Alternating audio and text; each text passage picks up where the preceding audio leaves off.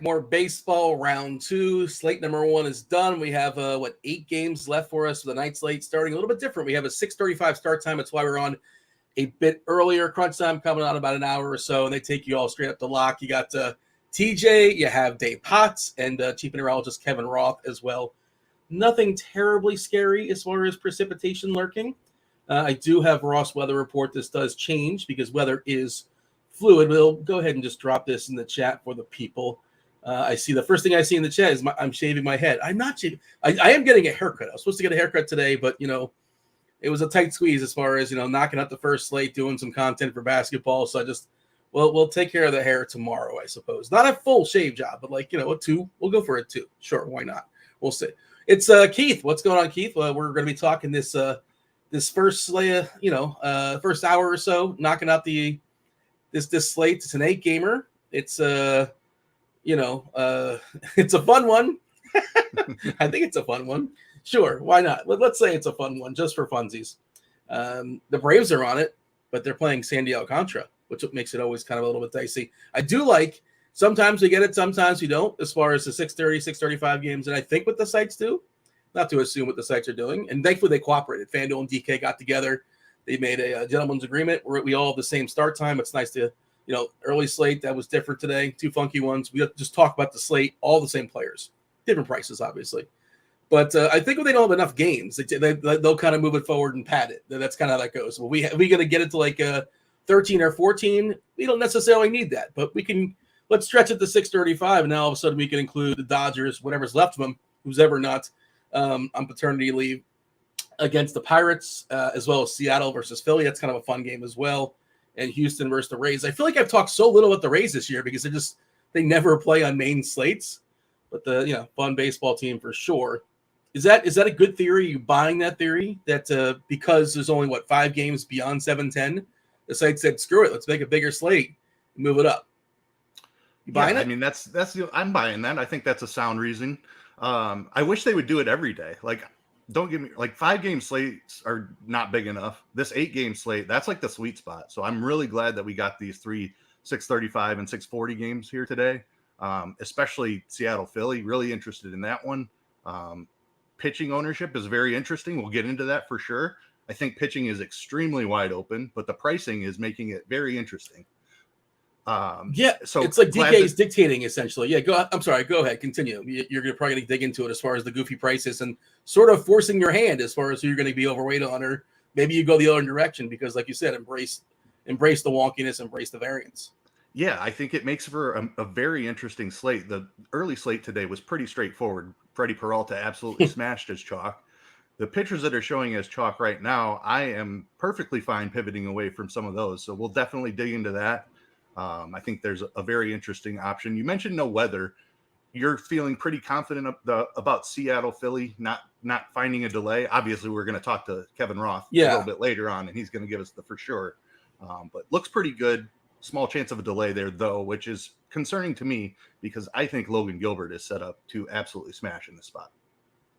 Yeah, and do you think Logan Gilbert's? I was reading Dave Potts's the $1 Million Musings. What did he call it? What was the official term that they gave? He got pushed back a few days for. I'm forgetting what the term was. I guess you think he's fine. I assume if he's going to go, he's fine. There's no reason. They just lost Robbie Ray for the season. By the way, that sucks. Robbie Ray's donezo. I assume he wouldn't be throwing unless he was 100%. But he did get a start pushed back for something. But I guess you're assuming he's okay. I'm assuming he's okay. Seattle is a team that has playoff aspirations. Logan Gilbert is an integral piece of this rotation. I don't think they'd be pushing him hard in April if he wasn't fully good to go. So, yeah, I'm just operating under the assumption that he felt something and they were being extra cautious by pushing his start back. Muscle spasms in the scapula area. Where do you think, without looking, where do you think the scapula area is? I am no doctor. I think it's in the shoulder, but I'm not. I have no idea, but I think it's shoulder. Yeah, shoulder blade, apparently. The scapula made me think head. I'm like, well, no, wait, it's not muscle spasms in the head, right? Because that's the scalp. It just sounds similar. But I didn't go to medical school either, so I have no clue. But yeah, I assume he's fine if they're throwing him out there. there wouldn't be any reason to throw him in any kind of danger. But yeah, Logan Gilbert is somebody you mentioned that's worth it, worth a shot. And Sandy Alcantara is a super interesting one because he's another guy. He was dealing with biceps, right? Biceps tendonitis, I think was his issue. Yep. And last year, obviously, was he the Cy Young? I think he was the Cy Young last year. He did win the Cy Young last year, yep. This year, scuffling a little bit. I feel like he's been BABIP'd a little. And he was also one of those guys coming to the season where they said, like, the shift's probably going to hurt him. I'm not checked to see. Is he? I feel like he's been BABIP'd a little bit. Maybe that's just me watching some of the games. I could be making that up. No, he hasn't. I have not looked at the note. He hasn't? Because that does make perfect sense. Like, you take away the shift for a ground ball pitcher, like, there's obviously going to be bigger holes in the infield. So if he were getting BABIP'd a little bit, that would not surprise me at all. Yeah, 5.47 ERA, 4.32 Sierra, but the BABIP's actually 2.74. The home run, the fly ball, 8%. So, like, he's been lucky there, if anything. Obviously, he's got a great ballpark to subdue. Home run, the fly ball. He's facing the vaunted Atlanta Braves, who, like, you're just supposed to play the Atlanta Braves every single slate, like, no matter what. Always make a Brave stack. I mean, obviously, if you can't make if you have one lineup, probably I wouldn't force that rule. But if you're making, like, at least 10, I think you're supposed to always make a Brave stack. And then we have the Angels, right? The Angels are going to be super popular facing the A's. They're throwing out Luis Medina. Doesn't look spectacular. Super, super wild. The team total is close to 6.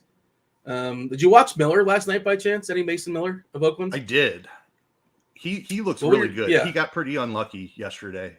There was one ball hit to center field that Ruiz, like, fell down, and it turned into 3 runs. Probably should have been a single and 1 run, but that dude is electric. Like, I'm getting Spencer Strider vibes out of Mason Miller. Like, he has that kind of stuff. So really excited to see how he develops. And he's a guy who has, like, I know there's, like, no sample in the minor, but the small sample that there is, he's actually thrown strikes. So a guy that can touch 100 miles an hour with his fastball, has a pretty good breaking ball to go with it, and then throw strikes as well. Like, that's somebody. I think the A's have something in Mason Miller. This Medina guy has a similar repertoire. He throws 100 miles an hour, but he has been all over the place. So not near the prospect that Mason Miller is. Yeah, Miller did a really good job riding the ship. Like, he gave up 4 runs or so in the first inning, and he kind of salvaged that start. I think he went clean the rest of the way. I did think it was weird. Like, I did see that play, and it's like, they're like, oh, well, if it wasn't for that play, it's like, well, that was a base hit, and there was more hits that followed that. So, like, okay, instead of a triple, it would have been a single. That guy still would have scored. But I understand what you're saying. Though, like, it was not 3 guys, though. And with his strikeout stuff, he could have recorded a strikeout and got out of the inning and went clean the rest of the way. But, yeah, I see what you're saying. Like, the ball hit to center field did happen. And it was a rocket. Hit around a little bit outside of that as well. But the strikeout stuff was still very much in effect. Yeah. Was he hitting 102? I saw him at 100, 101, I think. I don't know if I saw 102. I was watching it with the sound off. I had it in the quad box, I believe. He's been in triple digits a bunch. He's averaging a flat 100 on his fastball. So he's been 101, 102 several times. Baseball is so weird where a guy can kind of just sort of come out of nowhere, and all of a sudden it's like, oh, wow. And this mesmerized everybody. And I feel like with Strider, I don't think Strider was like this monster prospect. I could be wrong on that. I'm not somebody that's obsessed with prospects. He was a good prospect. I believe he was a back-end top 100 type guy, but he wasn't even the Braves' best pitching prospect when he came up last year. Then he pitched out of the bullpen for the first month or so. So just like he did kind of explode onto the scene once he jumped into the rotation, and he certainly has not looked back. I think we can see something similar like that from Mason Miller. And I think Atlanta pulled their move they always pulled, that they locked him up long term, right? Like they did for Acuna and Albies and all their other good players. I think they did that. I feel like he signed. Maybe I'm making that up. Well, this doesn't matter. Sure about Strider. They should have, but they did with Michael Harris, right? With Michael Harris and Sean Murphy. I know were recent extensions. Yes, and maybe Grissom as well. Might be Vaughn. I think Vaughn Grissom as well. Strider, 6 years, $75 million. Like if he's anywhere near this, and of course, this is like before like the free agent stuff and all that, and you're locking up their first. What do you control them? 7 years or something like that. But yes, Acuna is the greatest. Years. Yeah, but like you said, there's some pre-arbitration seasons in there where they're making the league minimum, and then there's some salary arbitration years where their salaries are artificially deflated by the arbitration process. But yeah, still a fantastic deal for the Braves. I mean, even if he stays healthy, he doesn't have to be the dude he's been for the first year and a quarter or whatever. Yeah, smart move there to lock him up for sure. the arbitration cases are always fun. Like, let's go trash our player and save $12, well, whatever it is. But Corbin Burns and the Brewers did not get along this offseason. We'll see how that plays out when extension time rolls around. Bold strategy, Cotton. Spoiler alert, Corbin Burns. I'm sorry, Milwaukee fans. Cover your ears. He's not going to be in Milwaukee next year. Sorry. It's not going to happen. DK is basically forcing our hand as far as Patrick Sandoval and Steven Matz. Both those guys, if you look at the lineup HQ, they're getting all the colors as far as, being salary savers and the expert plays and all that good stuff. 35% ownership to Sandoval. 25% ownership to Matz. Your boy Gilbert's getting 23% taking on Philadelphia. Elder seems a little bit overpriced, but he's facing the Marlins, so maybe he's not. He's getting 21%. Kodai Senga just can't throw strikes. He's another guy, but he's facing Washington, but he seems a little bit overpriced at 10-6. Hunter Brown's really good, big-time prospect, but I don't really like picking on Tampa. Another good weather situation, right? Listings have changed, right? It's good weather in Chicago today as far as pitching. I believe it is. Yes. Cold again, winds blowing slightly, and not quite as much as yesterday, but winds are blowing in again. Yeah, so you playing cash games today or no? No. Just I think cash games, we're probably supposed to be playing Sandoval and Matz. I like to run optimals just to kind of see what the optimals are giving us. I imagine that's what it is. Yeah. I capped it at, Sandoval 71% and Matz at 54%, which, like you said, you kind of hinted at it. It seems like a really good slate to get ahead of with pitching by playing really good pitchers that maybe their situation's not perfect. They're a little bit more expensive. You'll figure it out as far as the salary. But I like that approach. And Alcantara, I think, is, this is a guy who had how many CGSOs did he have last year? I'm not saying it's going to happen. And also he might get pushed back a tick as far as his pitch count because he's, a little bit behind. He did. And I saw, he threw only 25 pitches in his side session was reported. So I am a little bit concerned about his length, which kind of gives him his upside. Like you were talking about, his leash is really what we're targeting. He's not a huge strikeout guy. Obviously, Atlanta can strike out plenty. So there is a little strikeout upside in this matchup, but typically we can lock him in for like 7 innings and 8 or 9 and on several occasions. So a little bit concerned about the pitch count. I think he still has 90 in him. So I'm not like terrified of it or anything, but I doubt that he's going over 100 today.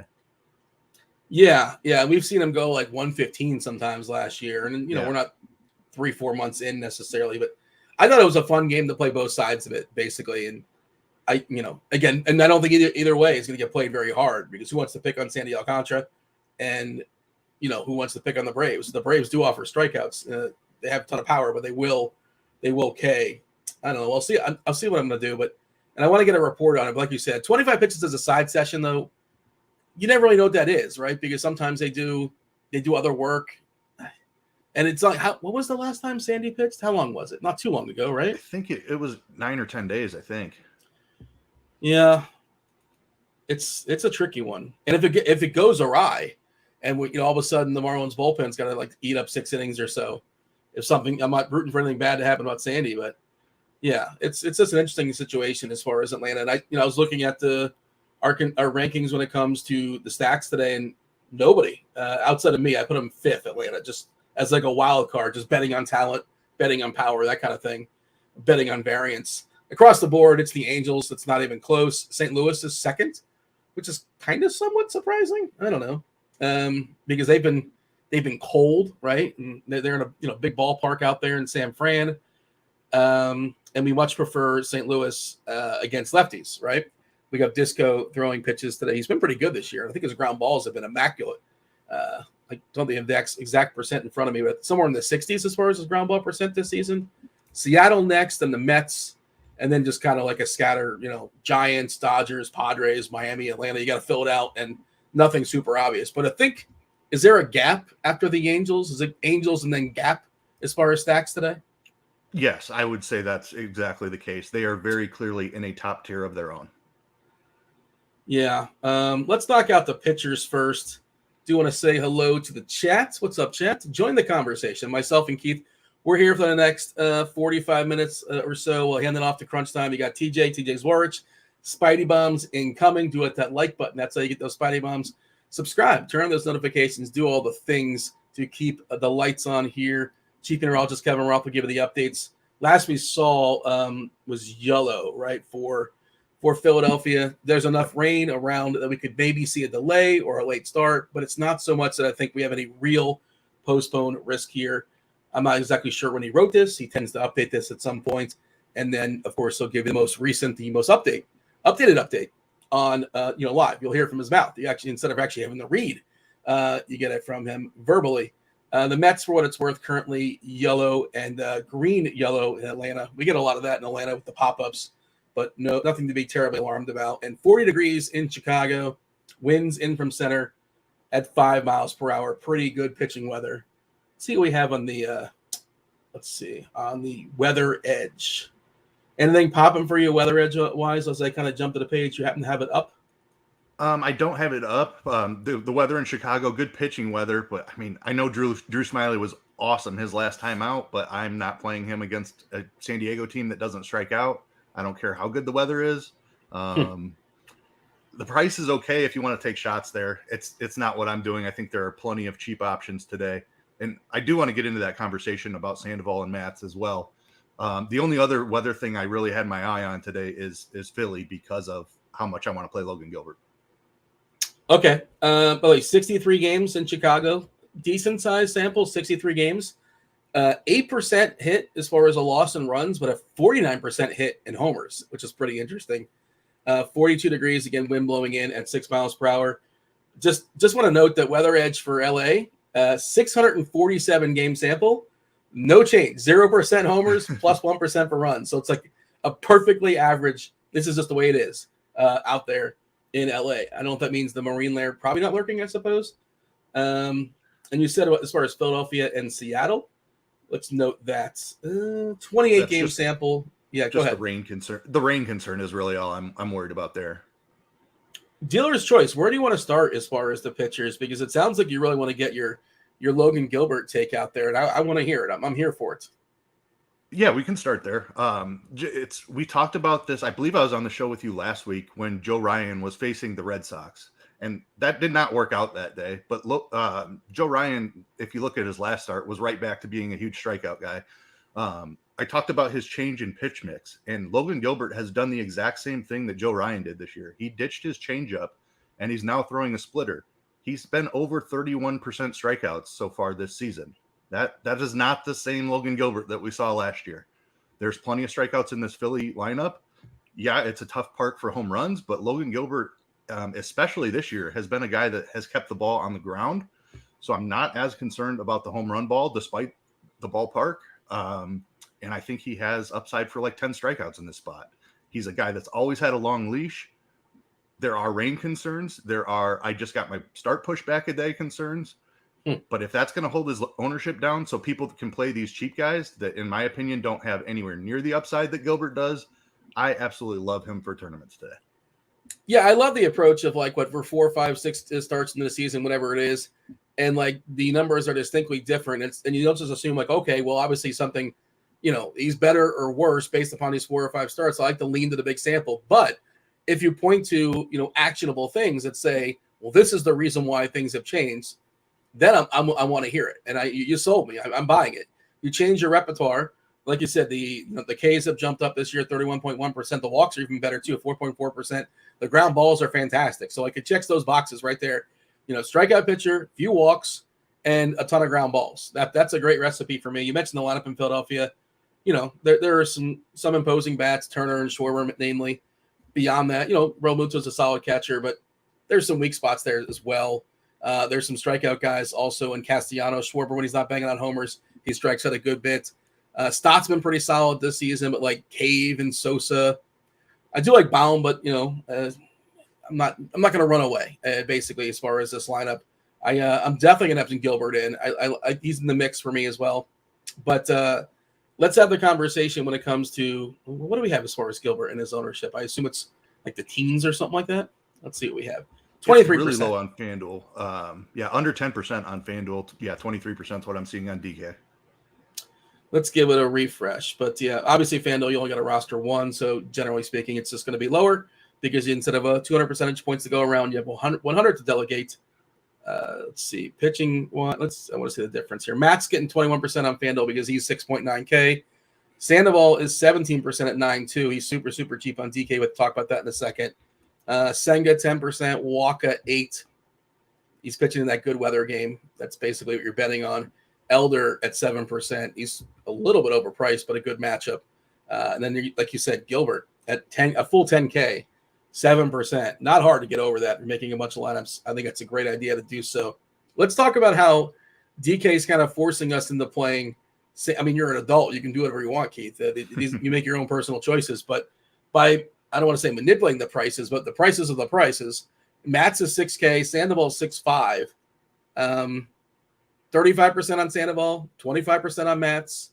And if I'm hearing you correctly, it sounds like you're going to be over on Gilbert at 23%, whatever it is. And is this something like a situation where you're just like, hey, I might hit the lock button? You make your 20 lineups that we're doing today? 20? Yep, making 20 lineups, and I will have Gilbert in at least 50% of them. I'm considering just locking him in because I think that's where the edge is today. If people are going down for these two pitchers, I think I can beat them with Gilbert at pitcher. I will definitely be at least double the field. Jordan Walker was an option to AAA. That's kind of a bummer. Yeah. Robbie Ray, Dunzo for the season. Walker options. Well, that's all right. Hopefully, we'll see when he comes back. But I didn't think he was struggling that much, to be fair. I know he came out with like that 15-game hit streak to start the season. Right. He's been making contact, but I think it's the power that he's been struggling with a little bit. I mean, this is a guy who has like 80 grade power, and it just hasn't shown up yet. So maybe they're sending him down for a couple of weeks just to make some adjustments. I imagine he'll be back fairly quickly, though. Yeah, and St. Louis has a lot of competent hitters. Right. So it's like, yeah, that's also it's tough to get everybody at bats. Maybe that's part of it as well. So if we're getting 50% Gilbert, give or take, you're double in the field. Patrick Sandoval, he's facing Oakland, 6.5K. We're looking at 35% ownership. Amongst those two, who do you prefer? We're talking Matz and Sandoval, both pretty cheap. Yeah. Yeah, I think it's pretty clear. I know which way I'm leaning. I'm not playing any Patrick Sandoval today. I think he is a good pitcher. I think he's just not quite right to begin the season. And people are looking at Oakland as a good matchup. Oakland is not bad against left-handed pitching. If you look at their splits, they have a 340 WOBA that's a 123 WRC plus, and they strike out 22% of the time against lefties. Against righties, they're one of the worst offenses in baseball. 286 WOBA, 86 WRC plus, 25% strikeouts. So they are distinctly better against left-handed pitching. And Patrick Sandoval just has not been able to strike anyone out so far this season. I'm pulling up his numbers right now. I believe he's under 20% for the season, if I can find him. So last year, 23% strikeouts, 10% walks, not very good. The walks especially. This year, 17% Ks, 14% walks, which is that's not good. The ground ball has been good. We'll give him that. 50% ground balls, subduing fly balls as well, 24.6%. But yeah, do you think this is the same thing? Like, is there something actionable? Maybe was Sandoval overachieving last year? Is there something you can see that suggests like this is why he's striking out less people? The velocity is down about a mile per hour. That's not a huge deal. I didn't see anything in the pitch mix that was alarming. But just the fact that he's going to be over 35% owned, like I just don't need to. I'm not terrified that he's going to beat me today. I'm confident enough in Oakland that I want to play some Oakland bats, actually. He's faced Oakland first. His best start this year, I guess second best, depending how you look at it.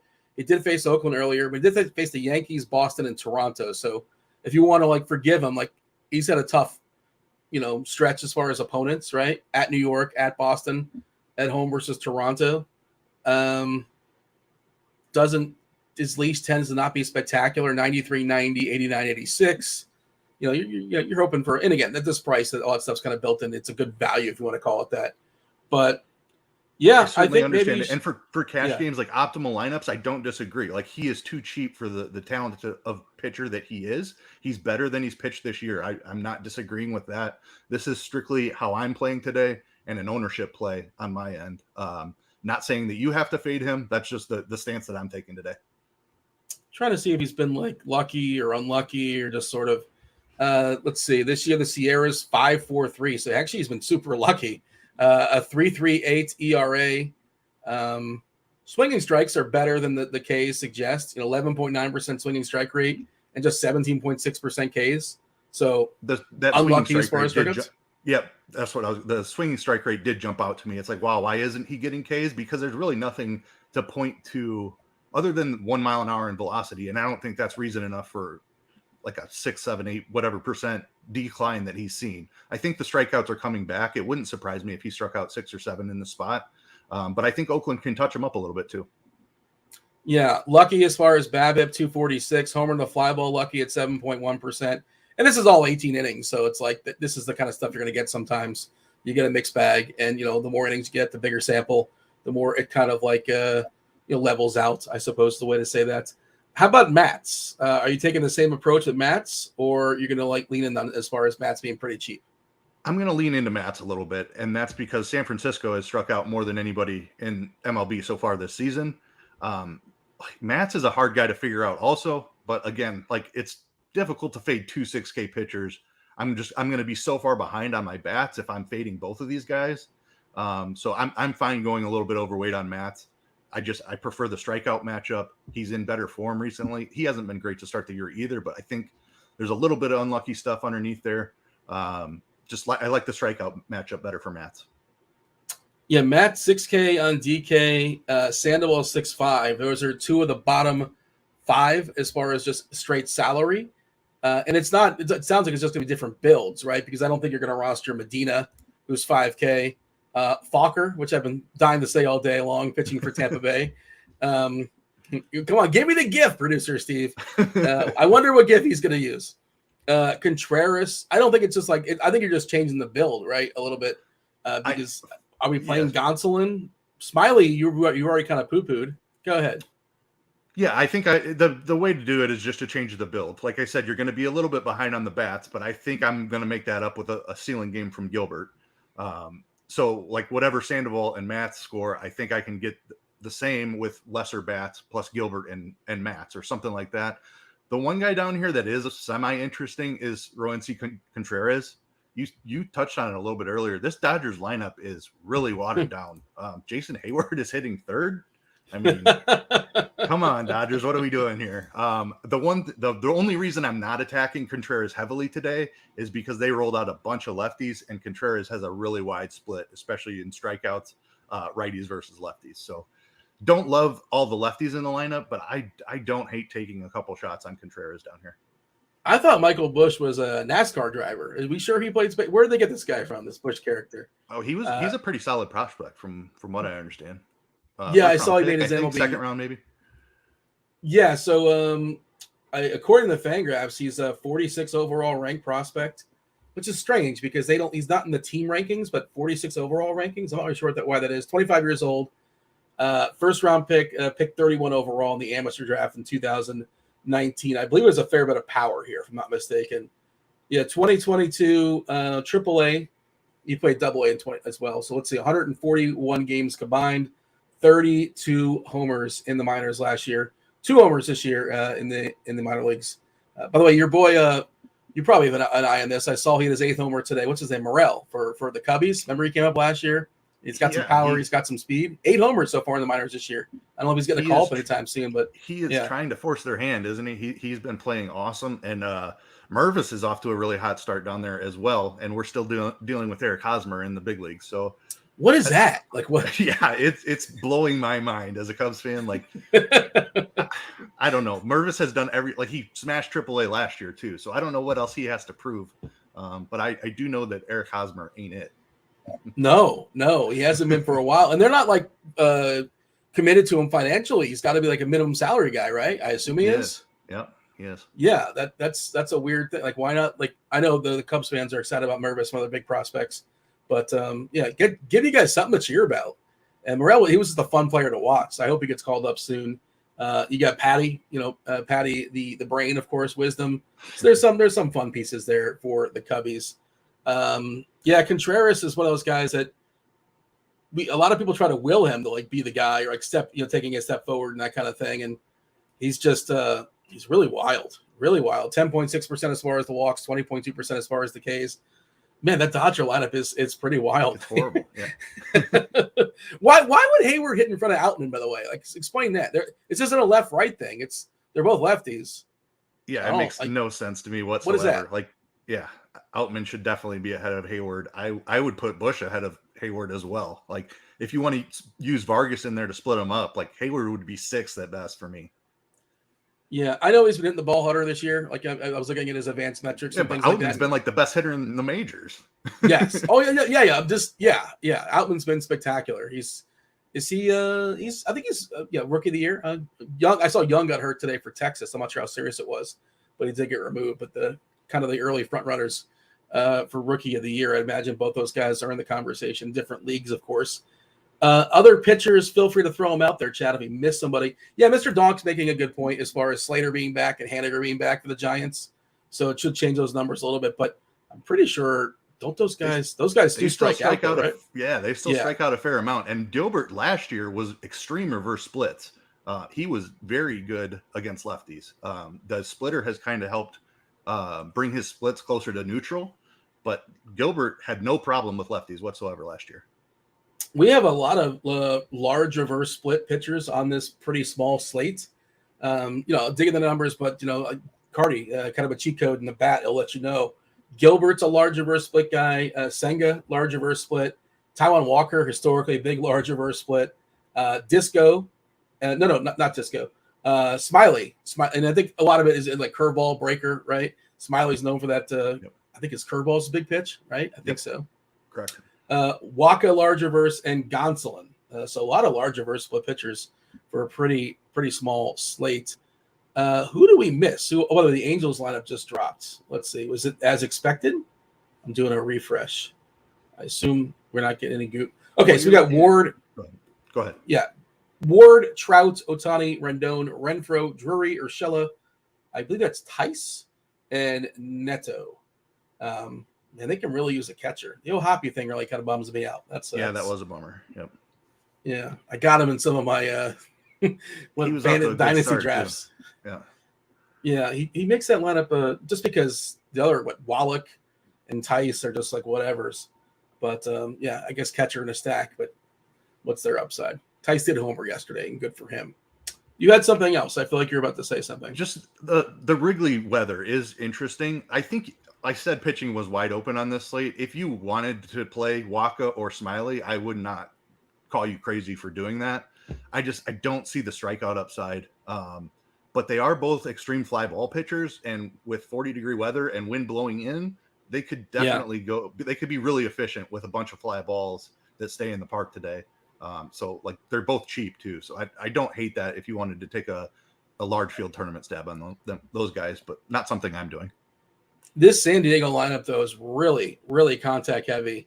If you look at the plate IQ, you have Cronenworth at 22.9% and Nelly Cruz 20.2, but everybody else basically, I mean, Tatis at 0, LOL, 5 plate appearances dating back to last season. But, Soto will walk a ton. He'll strike out a little bit. Machado doesn't really strike out much for a star. Bogarts collectively 17.2%. It's Smiley's got to eat some innings, basically.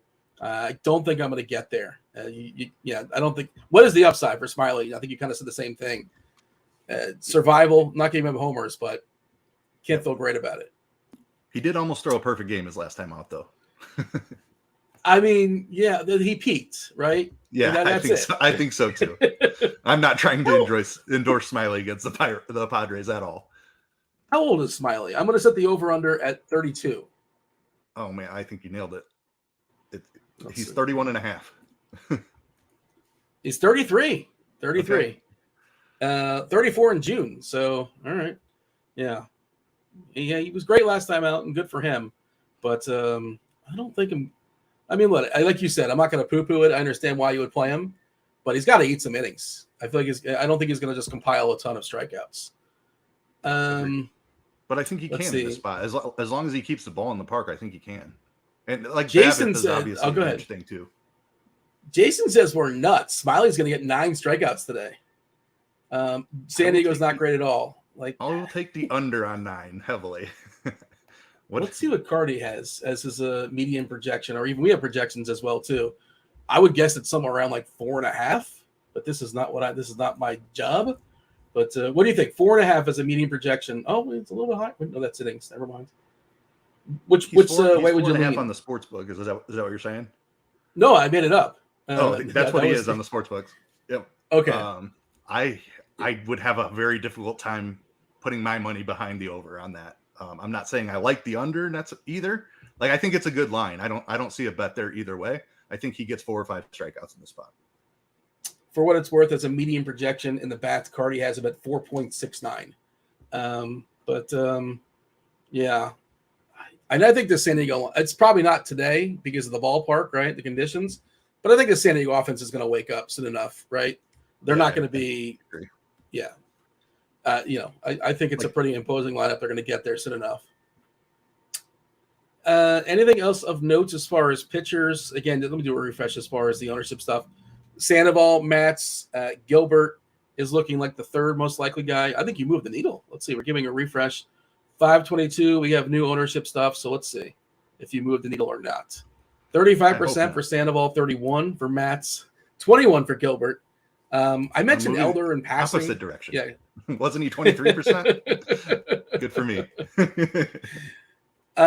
Is Senga just too expensive when, especially his walks are just every start? I think at least 3 walks. I know it's Washington. That's it for me. It's the walks and the price. There's certainly strikeout upside. He's like, I'm really excited to watch him pitch. Like, I hope he figures it out. Dude, like, anytime you have a pitch that you call the ghost fork, I'm interested in what you can do. But strikeouts have come down a little bit his last couple of starts, and he has been just way too wild for me to want to play 10K on this slate. What would be a more intimidating name for a pitch? Like the bar starts at Ghost Fork. Let's see if the chat can give us a good, like a pitch that like you're afraid of. I'm not creative enough to beat that. So Kurt said, do we mention Elder? Respect him today, sure. Marlins are bad, right? Yep. But he's really priced up. What do you think of Elder? I think he's fine. I'm not really actively looking to pick on him, but it's 20% ownership, 9.4 on DK, more expensive on FanDuel. But yeah, he's okay. Yeah, I think he's okay. Yeah. I happen to be taking a stance on Gilbert, so I'm not getting to a ton of these other 9K guys. I said pitching is wide open on this slate. I would not try to talk you off of Senga, Elder, Alcantara, even Hunter Brown. Like, tough matchup against Tampa Bay, yes, but really good ballpark for pitching. And he does have big strikeout stuff in there. So I think all of those guys are in play, honestly. I'm not doing it, but I wouldn't try to talk you off of it. My favorite of that group outside of Gilbert probably would be Elder. The nominations in chat, we have stop me when you like something. The nose breaker. I don't want to face the nose breaker. I might back out back out of the box a little bit. The personality splitter. The flaming death curve. That sounds imposing. Dead man's curve. So there you go. Devil curve. Producer Steve chiming in. There you go. Yeah. Okay. Jason saying that the Padres have 50 strikeouts in their last 5 games, the team average of 177. And I don't want to speak for you, Keith, but I feel like you mostly don't care about any of that. Do you? Give me the stat again. Last 5 games, the Padres have struck out 50 times. Right no. With it. last 5 games? No. Not team average of 177. Yeah. The ball buster. There you go. What does the ball buster do? What is it? How does that break? I need something that implies like swing and miss. Like Ghost is what makes that an awesome name. Like, yeah. All right, keep them coming. We're having fun here. We talked about the Angels as the most popular stack in the slate. Consensus value rankings.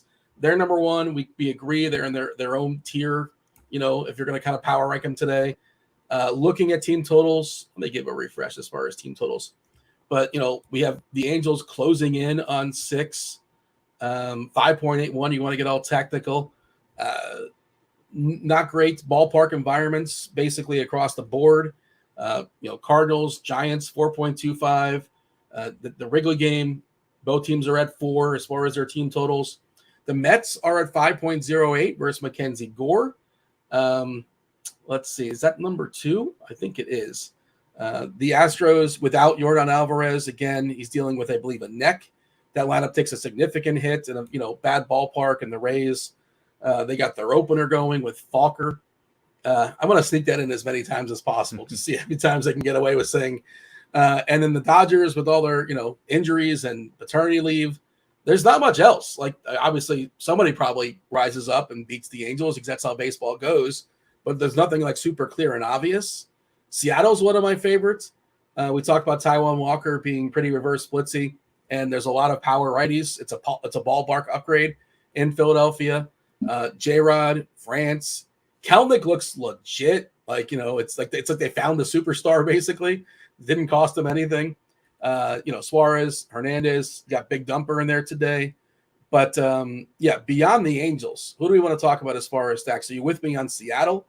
The Mets, of course, the other team that have a team total above 5. Bad ballpark, but they're used to it. Polar Bear can knock it out of any ballpark facing former Uber prospect Mackenzie Gore. Is that who's second? Is it the Mets? Is it Seattle or somebody off the board? I'm with you on Seattle. It's a big ballpark upgrade for them. Like, I totally agree. It's the Angels, and then there's a pretty significant gap for me. But Seattle, I think Atlanta is a decent call. Like, I don't think I've ever stacked against Sandy Alcantara. I might do it a couple of times today just because of the dynamics. Like, I think San Francisco is interesting, and I talked about Oakland already, just because you're attacking pitcher ownership on DK especially. Maybe you don't need to do it on FanDuel, but I do think playing both of those stacks are interesting. I mean, it's not great out there. Like, Mackenzie Gore has looked a lot better to me this season. The peripherals are really good. The strikeout rate's way up. I don't mind a Met stack, but I'm not sure that I'm real keen on picking on Mackenzie Gore. I mean, Seattle, Atlanta, and Oakland, I think, would be my next 3. Chad, feel free to join the conversation. Who should we talk about? We have 20 minutes or so until we yield to crunch time. Again, early start time, 6:35 is locked tonight. We have TJ in chat. What's up, TJ? As well as Chief Mineralogist Kevin Roth. We got Dave Potts, 2-time millionaire winner. He'll be joining the show in about 20 minutes as well. By the way, not on the slate. The only game not in the slate today, not on any slate. Well, I guess it was like a showdown or something. I'm not sure. But Zach Gallen, your Arizona Diamondbacks, kind of, sort of, somewhat. I guess you're probably not too far from the adopted, ballpark. I suppose. Yeah, they're kind of a fun team actually to adopt. There's some fun players in this team. Yeah, I mean, Corbin Carroll is certainly interesting. I think there's some pitching prospects coming. There's some speed, power, young guys element to that team that is pretty fun to watch. 12 strikeouts for Zach Gallen today against Kansas City. He's fun to watch. Yep. Yeah, he's legit. 2 years later, Jazz versus Zach Gallen. Who would you rather have? That was the trade, straight up. I think it's pretty even on both sides. I mean, I really like both players. I think, man, I don't know. I think it depends on what you value more. I think Jazz having to move off of shortstop is a pretty big deal. If he could have stayed at short, I think then maybe you lean slightly to the Marlins. He could have. He volunteered to play the outfield. Yeah, their outfield stinks basically, and you got to find a spot for Gene Segura. I think is what it was, right? even last year they moved him from short to second. So, I'm saying, if he would have came up a shortstop, then he has more value because shortstop's a more premium defensive position. He's still playing up the middle, whether it's at second or center field. So he still has plenty of value. Don't get me wrong, but Gallen has leapt into that like ace type tier. Yeah, for sure. Interesting conversation. Yeah. Let's see. What do we have going? Chuck says Jazz barely. Like Dodgers, I didn't mention Dodgers. I do like them. I mentioned Contreras as well, but the lefties that they're rolling out, they're not great lefties. I am a fan of Michael Busch. I think he's an outstanding hitter. Doesn't necessarily have a defensive home, but I don't care about that for DFS. So good prospect in Michael Busch. Outman's been on fire. Obviously, you have Betts at the top. The Dodgers are somebody I'm playing fairly significantly too. I don't know how sustainable Outman is, but how much are you a believer that this is legit? He came in with some pedigree. This isn't out of nowhere. Do you think this is a guy that sticks around for the next 10 years and is an above average outfielder? I think he's going to be slightly above average. I don't think he's going to be like this is not Julio Rodriguez that we're talking about here. He's not going to be top of the league, best hitter. But I do think he's an above average major league outfielder. Yeah. What are we doing with the Rays today? They're expensive and Hunter Brown's good. I don't think I'm playing them. You make a bunch of lineups. So you're making 20? Making your 20 lineups? Yeah, 20 today. What's the official call on the Rays? I don't think I'm getting there either. It's respect for Hunter Brown. It's the ballpark, and it's the pricing. Really, like they're not cheap. Yeah. And I'm trying to spend up for one of my pitchers too. So that's part of the appeal for the Dodgers. Like lots of cheap pieces in there that you can use to fit bets in there. Yeah, I don't like the pricing on the Rays, and I respect Hunter Brown. Remember Brandon Lau was like 2K to start the season or something goofy like that, like 2.5 or something ridiculous. Yeah, really, really silly. All right. I guess Zach Allen, a free agent. Is he going to get paid? Is Arizona going to keep him around? I've not explored that, but yeah. They're not paying anybody else. I don't know why they wouldn't, unless he just is unhappy. Yeah, I don't know. You can never really tell with him. He's a tough guy to read his facial. All right. Let's play the stat game. Want to play a stat game? I'm going to throw a team at you. You give 5 you love it, your favorite team. 1 you hate it. 3 you're kind of wishy-washy, somewhere in the middle, and there'll be some follow-up questions as to why, I suppose. I guess Philadelphia is just like a 1 because you're all in on Gilbert. Is that what we're doing here as far as the Phillies? Just a no-go? Yeah, I mean, that's pretty much it. Even if I wasn't playing a ton of Gilbert, he's not a guy I like to stack against, especially with the way he's improved his ground ball profile this year. How about the Mariners? The Mariners taking on Taijuan Walker. Yeah, I'm pretty high on the Mariners. I'll give that a 4. The Braves. I think we kind of touched on this one throughout the show, but Sandy Alcantara, best pitcher in baseball last year, best pitcher in the National League. I guess he was the best in baseball. It was close. Doesn't matter. Really, really good. Falling back a little bit this season, and he's dealing with we're not sure. The pitch count might take a slight hiccup, but the Braves are still awesome. Where's Atlanta for you?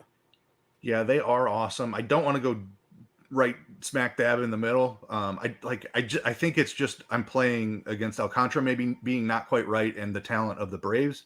I'll go 3.5 on Braves.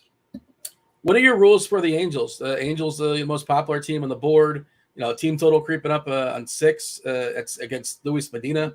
I ran this like 5 days ago or so, but like it might have changed. It might not have. I'm not really sure. But the A's, and this is like kind of like, you're only getting so much from it. Just kind of talking about how bad the A's have been. They were giving up 2 more runs on average than the second worst team in baseball as far as yielding runs, which is insane. That should level out at some point. But their bullpen's not been great. Medina, who knows what they're going to get out of them. I think the pen worked pretty hard yesterday, at least 4 innings or so. Just to speak to that a little bit, the bullpen has been atrocious. I haven't looked in a couple of days, but I wrote it up for the survey, I think Monday it was. Their bullpen has the worst Sierra in baseball and the lowest strikeout rate in baseball. So we're talking about the worst bullpen in baseball, and it's not really close. Adam Allers worked back-to-back days. Lovelady threw 31 pitches, Long 32. So their 2 lefties worked pretty hard yesterday. They have one other lefty, Sam Mole, who probably comes in. He's only pitched once in the last 5 days. Familia's in this pen as well. Cabrillion. Is Caprillion not going to be? Is he kind of their long man? Is he not maybe a spot starter? Yeah, I think they've given up on him as a starter. Like their rotation is in shambles to where they're calling up this Medina guy. Like I think they've committed to him as the long man in the bullpen. Yeah, they're looking for some young arms that can give them something more. How much are you leaning in on the Angels? Are you going over the field? And if you're making Angels stacks, how are you making them differently than others? Yeah, I am leaning into it. Like Medina is not long for this game. Even if he has success, I don't think he's going more than four innings. And then we just touched on how terrible the bullpen is. So find it pretty hard for the Angels to fail in this spot. And again, I'm willing to go probably 9 deep on this lineup. I think you can do weird things like paying up for Hunter Renfroe instead of Ohtani or Trout. Like obviously we prefer Renfroe against lefties, but there's still plenty of power in there. I have no problem paying for him. Brandon Drury's been on fire, fills a second base position. Certainly don't mind that as like a further down the lineup stack.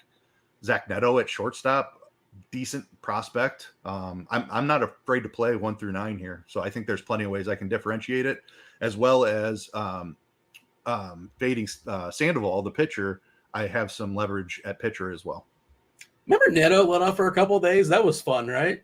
Yeah. What was that? Because we need him to hit more than Trout and Ohtani. Caprellian, by the way, the chat's he was optioned to AAA yesterday, apparently. So maybe they're stretching him back out. that might be what's going on there. And it wasn't updated here in my bullpen, my baseball press as far as checking out the bullpens. But okay, not that it matters too much. But, it's certainly not like the rotation is too full where they can't use him as a starter if that's what they were trying to do. So I imagine they sent him down to stretch him out a little bit. Like once upon a time, he's like 29 now, but once upon a time he had some promise, right? If I'm not mistaken, like he was a legit prospect, and it's the is he gonna see Vegas, like the actual real ballpark, in a couple of years, or it's not happening? He's not making it there, no. Yeah, well, that's unfortunate. All right, other San Diego. We talked about San Diego. We talked about not like rostering Smiley, but I don't think we're playing Padres, right? I don't think so. I don't mind it. Again, that's kind of a price thing for me. Like to stack the top 4 is really expensive. I'm not crazy about the value pieces. I do think Cronenworth lefty is really interesting. I like Cronenworth. I just hate that you have to play him at first base. If he had second base eligibility on DK, I'd be very into that. I don't love him as a stack. I think Smiley can get lucky enough with the fly balls today and the weather that it's going to be tough for them to be the top scoring team on the slate, and they're priced to where that's basically what you need out of them.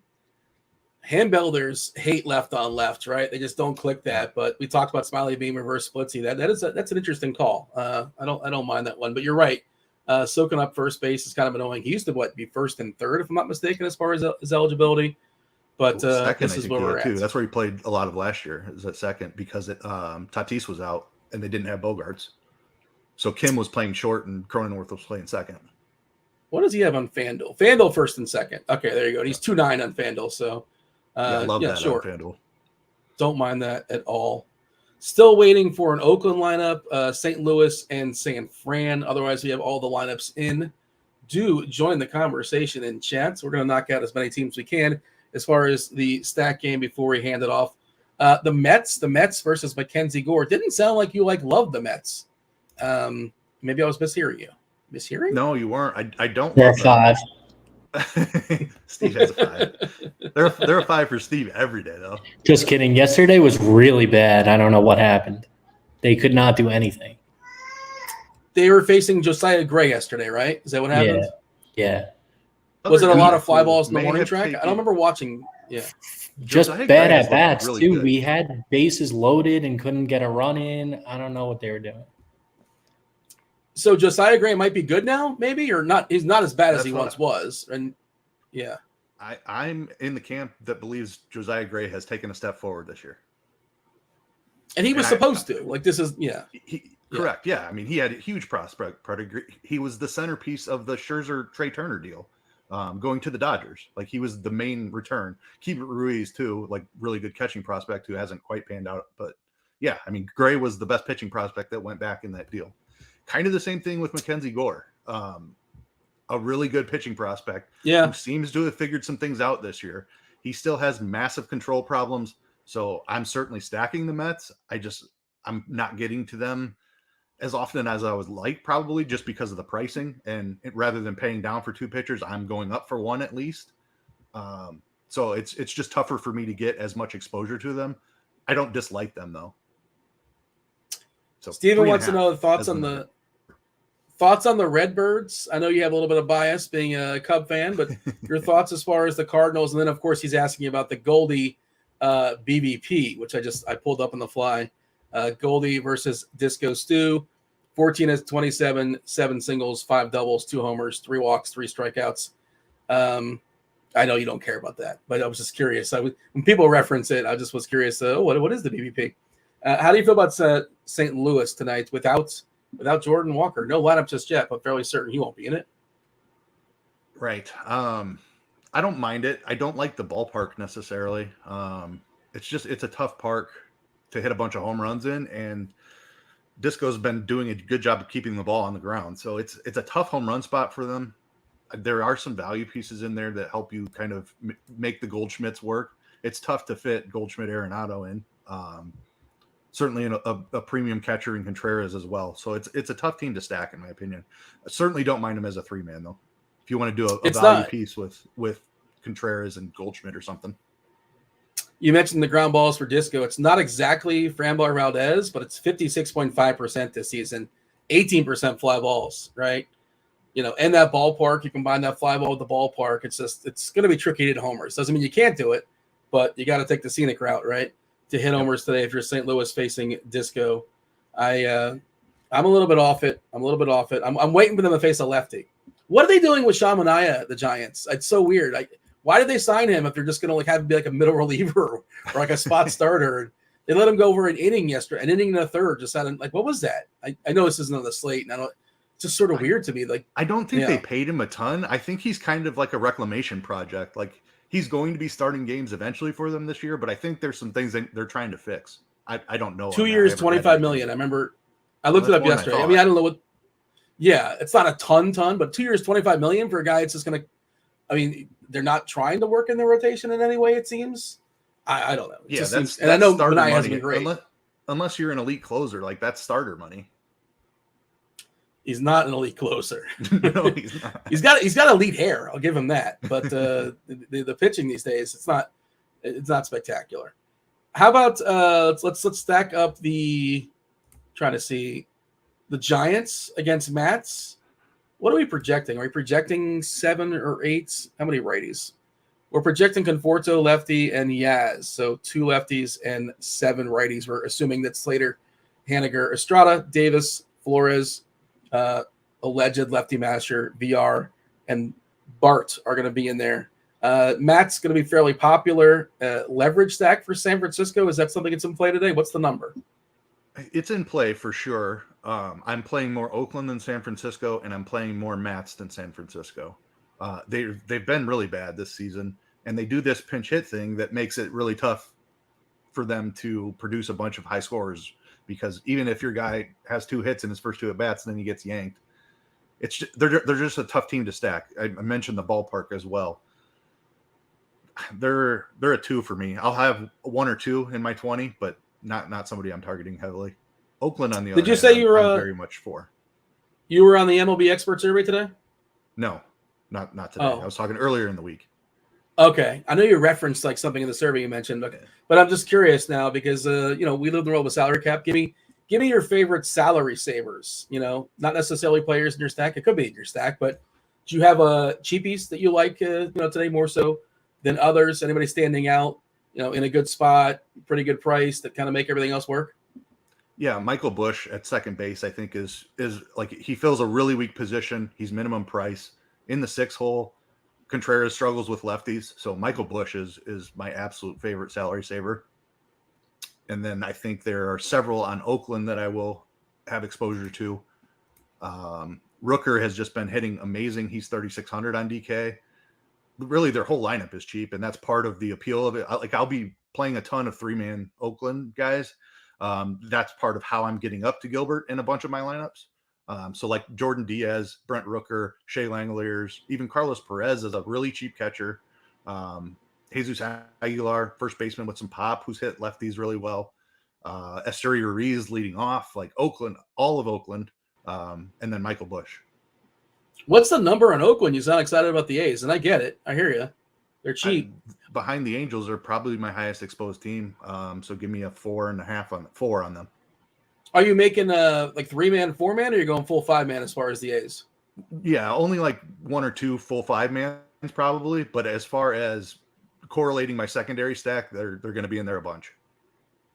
So Rooker, 28 years old. I thought he was younger than that. Was he a prospect at one point? I feel like I've heard that name. He came before. up with Minnesota, right? And then got traded. That sounds correct. The Dodgers, maybe. Yeah, he's been around a little while, but he seems to be breaking out a little bit this year. And if you look at his savant stuff, that will be on Plate IQ as well. Average exit velocity, 90th percentile, smashing the ball hard, 88 as far as hard hit percentage, 97th percentile when it comes to barrels. The samples aren't huge, but the sample is the sample. He's hitting the ball really, really hard. So maybe he is legit. Again, feel free to throw out some names there in chat. Anybody want us to? We're happy to discuss whoever. Crunch time coming in a few minutes. You got TJ warming up in the bullpen. Spidey's coming along with them. We have to get, I think, at least 100 likes for Spidey to wake up and give the people a potential homer. You got Dave Potts. We're here. Oh, yeah. Oh, look at you guys are early. Look at that. Well, thank you. Yeah. I don't know if we're early, but we are on time. I just pulled up the screen. I'm like, oh, there they are. What's up, Roth?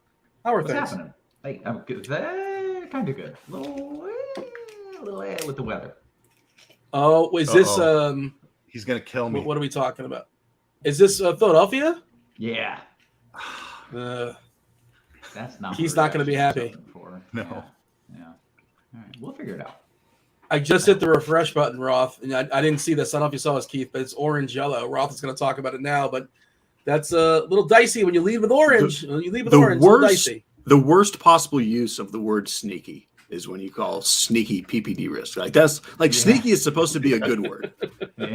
Like you turned it around completely. Yeah, I don't like it. Well, I want to hear what you have to say about it. You got anything else with the boys here? So we just step aside and hear what Roth has to say when it comes to Philadelphia. Anything else, Keith, as far as the slate? Anything else you want to get out there to the people? I just want to say that TJ was correct that Whit Merrifield has been better up until than Stephen Kwan. Up until this point of the season, Stephen Kwan is a better baseball player at this point in their careers. But as the numbers say, to this point in the season, Whit Merrifield has been the better baseball player. Baseball player or DFS player? Ask Keith for his opinion. Baseball player. Peacemaker. Good job. Baseball player or DFS player?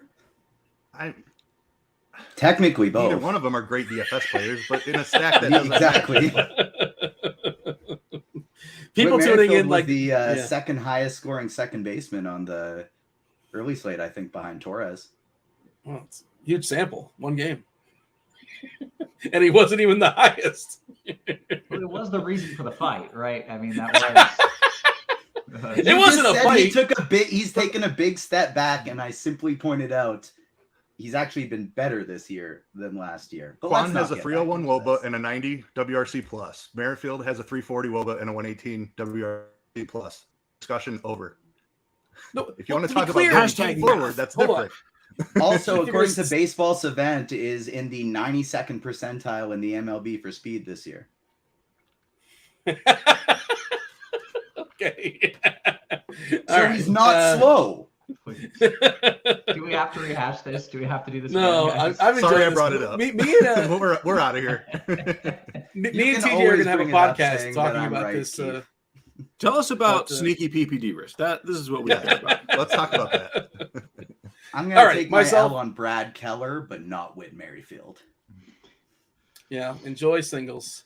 Myself and Keith, we're going to step aside and get out of here. We do appreciate y'all watching the first portion. Get those likes up so we can get some Spidey Bombs, some TJ, Roth. Disappoint all of us with Philadelphia weather or make us happy. Give us a sneaky report. It's cheap and roll. Just Kevin Roth. Roth, take it away. Good stuff. Excellent work, as always, Dino and Ice. And welcome to it, ladies and gentlemen. It is crunch time.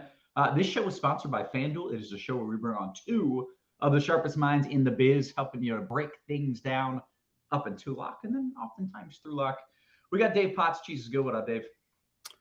Not too much. Yeah. Decent slate. Fair amount of everything. With several ways to go. And just waiting on the weather to tell us good news. I do have I have a lot of bats and a fair amount of pitcher in Philly. So I'm curious. I really don't like hearing that. We got TJ as well. TJ, what's up, man? How are you? Doing pretty well. Honestly, the fact that there's weather, I'm only playing a single entry today instead of 150. And I did a couple contrarian things to match my chalky things. And it involved me playing no players in those games. And so, honestly, I'm kind of happy about the news. Yeah, that sounds nice. Geez, you should do what he did. That seems like... Yeah, let me unregister like 100 lineups, and I'll just have the one. I would still have a Seattle player in there. I can't get them all out. All right, well, we'll get right to it here. I'll just kind of dive into... there's rain moving through Philly in the next 15 minutes. It's going to be enough so that they're going to put the tarp on, and it's going to cause a late start. Like, I feel pretty confident in that. The question is, there's this little batch of rain back behind it that looks like it's headed just that way. Maybe an hour and let's run this. Maybe an hour and a half from now. And if that also goes over, then we're just extending that late start. I think at the end of the day, they're going to play baseball. They're going to figure out a way, whether it's because that line misses or it's because they're just patient and it's an earlier game and they say, we're going to wait a little bit later. We gave ourselves a little bit of extra cushion tonight. I think the game is going to get in Philly, but if you want a risk-free no chance of a postponement game, that's not the one to play. Yes, Cheese. Okay, so with what you just said there, Mhm.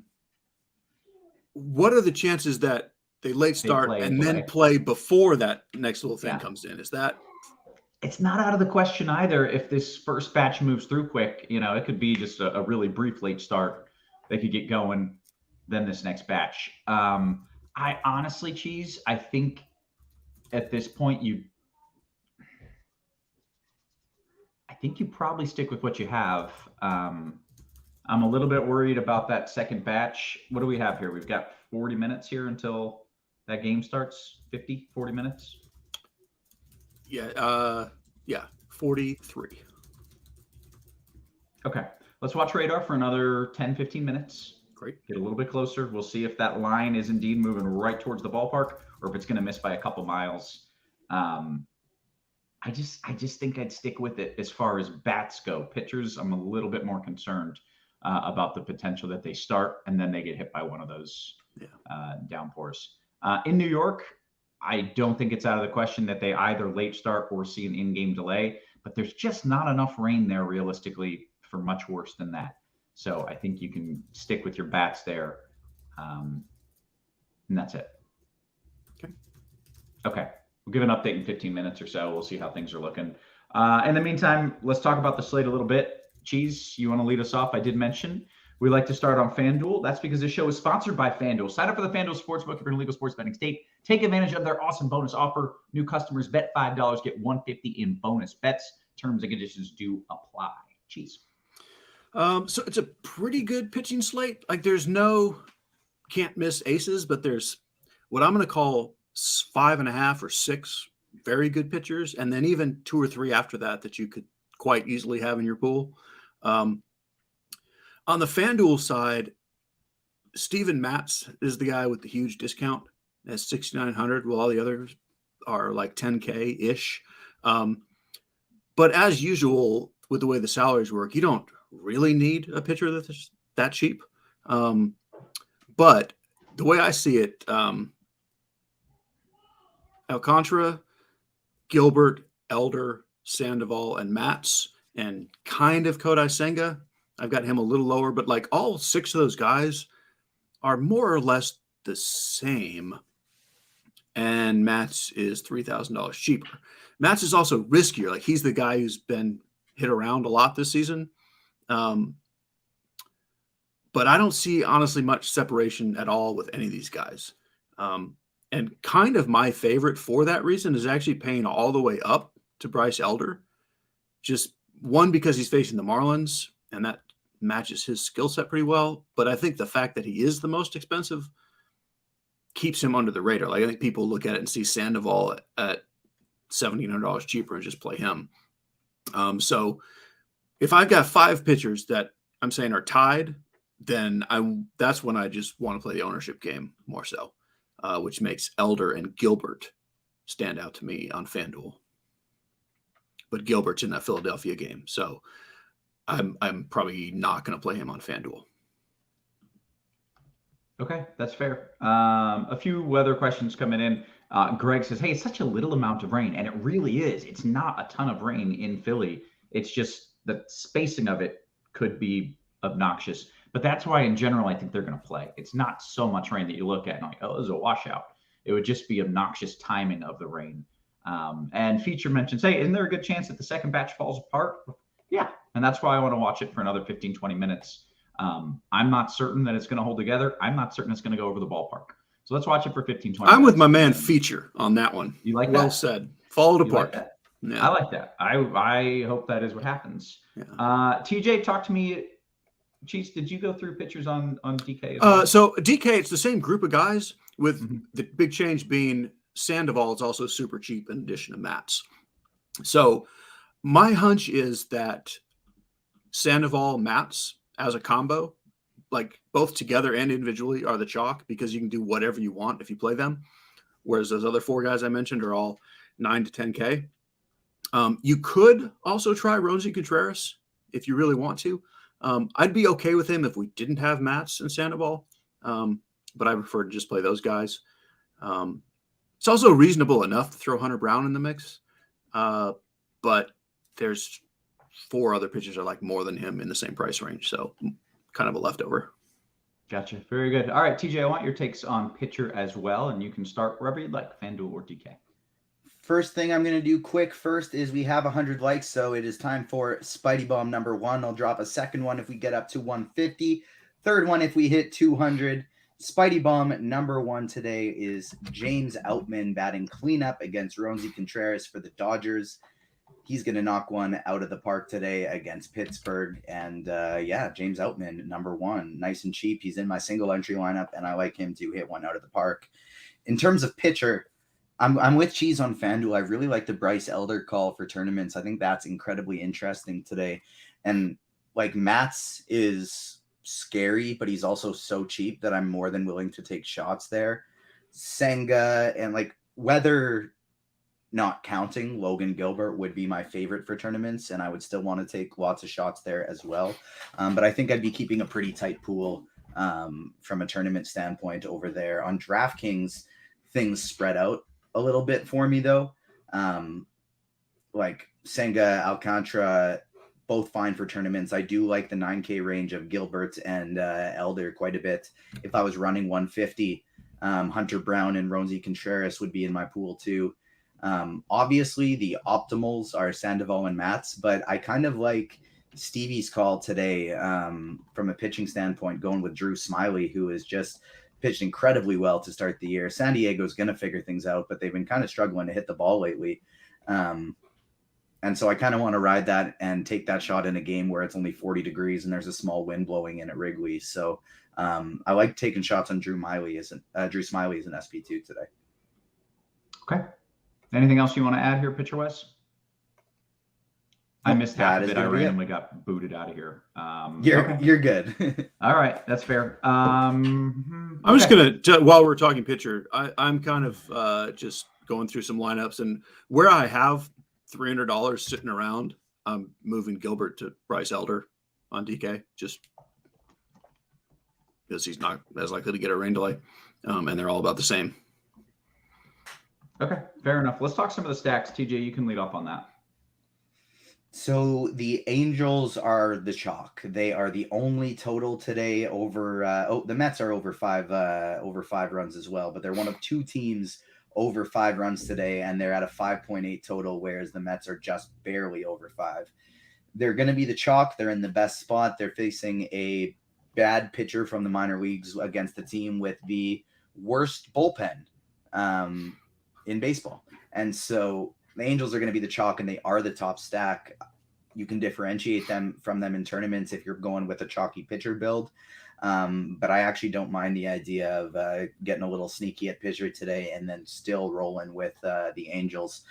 If weather permits, I do really like Seattle today going up against Taijuan Walker. I think Tampa is interesting as a stack. I don't mind the Dodgers. And I don't mind San Francisco either going up against Chalky Mats. But the one team that I think I kind of like the best from a large field tournament standpoint that not too many people are going to today is going to be Houston. All right, Cheese.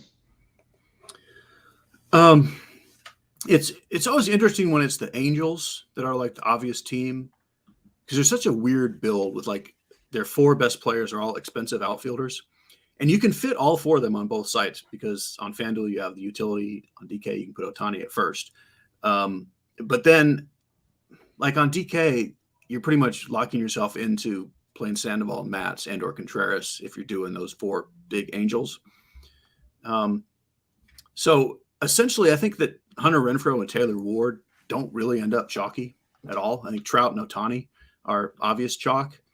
But I'm not sure the stack as a whole is a worrisome amount of chalk, even though it's the chalk. My other favorite team, sadly, is Seattle, but for now I'm just playing them. I do like the Mets. I kind